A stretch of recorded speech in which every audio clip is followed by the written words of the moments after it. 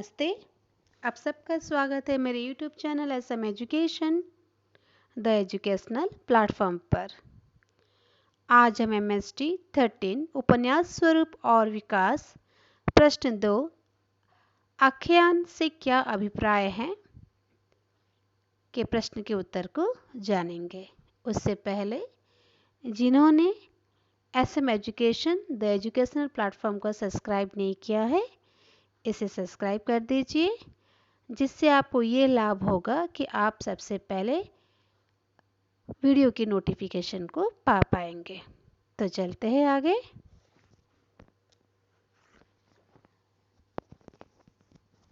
आख्यान का सामान्य अर्थ है कथन, निवेदन, कथा कहानी, पुरावृत्त कथन, ऐतिहासिक पौराणिक कथा। यानी आख्यान का जो अर्थ होता है कि कोई कहानी या कोई कथा, हाँ, या फिर कोई निवेदन।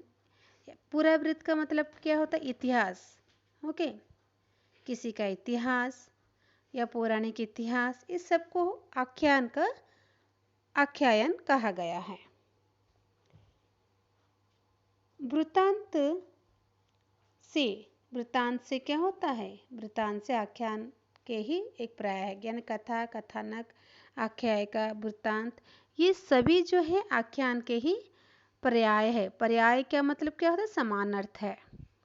महाभारत आदि एक तरह का आख्यान है, तो कादम्बरी दूसरे प्रकार का आख्यान है। यानी महाभारत को अगर एक आख्यान कहेंगे तो कादम्बरी भी एक दूसरे प्रकार का आख्यान है। आख्यान की अपनी परंपरा रही है, उसका अलग एक स्वतंत्र परंपरा रही है। साहित्य पुराने आख्यानों की ओर पहले भी जाता रहा है, पर तब उद्देश्य कुछ और था कि कथा प्रामाणिक हो, जनप्रिय हो, जिसके कारण रसोबोधन में बाधा न उपस्थित हो। यानी जो पहले साहित्य था, साहित्य पुराने आख्यानों की ओर पहले से ही जाता रहा। यानी साहित्य जो था पुरानी कथा, पुराने आख्यानों की ओर जाता रहा, लेकिन तब उद्देश्य अलग था, कुछ और था कि कथा प्रामाणिक हो। यानी उनका उद्देश्य जो था, जो आख्यान बनते थे, वो जो कथा होती थी या कोई कहानी होती थी, वो प्रामाणिक हो, यानी सत्य हो, उसमें वो हकीकत में हो, जनप्रिय हो, लोगों के अंदर वो प्रिय हो, सब जानते हो, पसंद करते हो, जिसके कारण रसोबोधन में बाधा न उपस्थित हो और जिसके सबके मन को भा लेने वाला हो। नाटक ख्यात वृत्त का प्रमुख कारण ही यह था कि उस वृत्त या आख्यान के विरुद्ध जाना संभव न हो। यानी जो नाटक होता था या फिर ख्यात वृत्त, यानी पुरावृत्त का मतलब इतिहास है, ख्यात वृत्त यानी जो कि प्रसिद्ध होता था, उसका कोई विरोध ना जा सके। यानी वो जन समाज में प्रिय हो, वो उसमें सच्चाई हो, हाँ, उसमें रस हो, जैसे कोई उसके विरुद्ध ना जा सके। तो इस प्रकार आख्यान होते थे। अब स्थिति बदल गई है।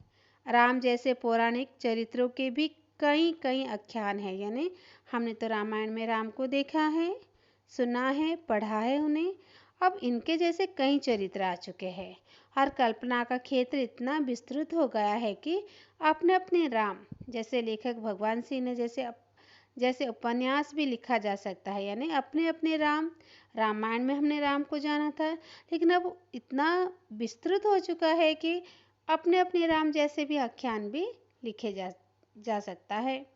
कथा समीक्षक देवीशंकर अवस्थी ने कहा है कि आधुनिक मनोविज्ञान, समाजशास्त्र, नृतत्व शास्त्र या इतिहास ने इन वृत्तों की प्रामाणिक ख्याति को नष्ट कर दिया है।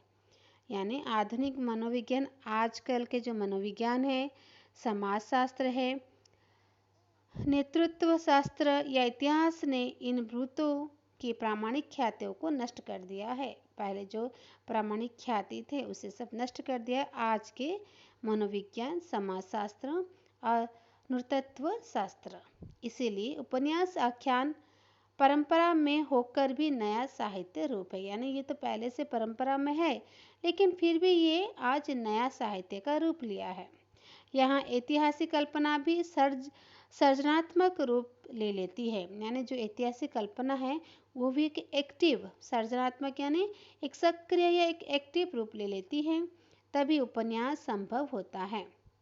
आचार्य हजारी प्रसाद द्विवेदी उपन्यास को गल्प भी कहते थे।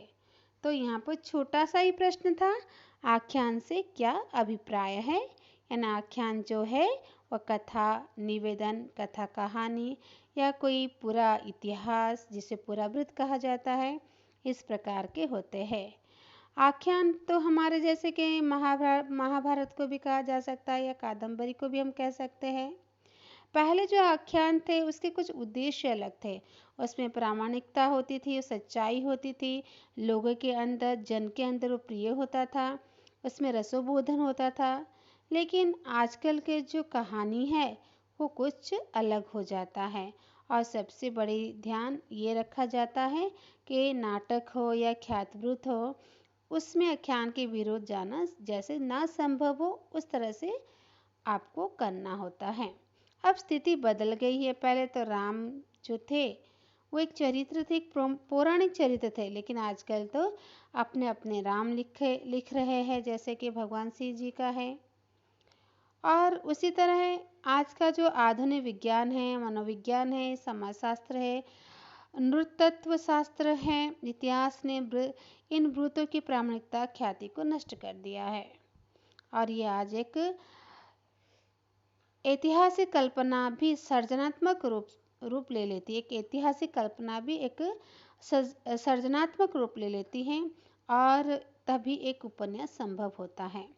और इस तरह से आचार्य हजारी प्रसाद द्विवेदी जी भी उपन्यास को एक गल्प कहते हैं। तो आख्यान जो है गल्प ही है और उपन्यास जो है छोटा हो या बड़ा हो वो भी एक गल्प है। ये आचार्य हजारी प्रसाद द्विवेदी जी का कहना है। तो इस तरह से हमने आख्यान से क्या अभिप्राय है, छोटा सा प्रश्न के उत्तर के हमने यहाँ पर समझा है।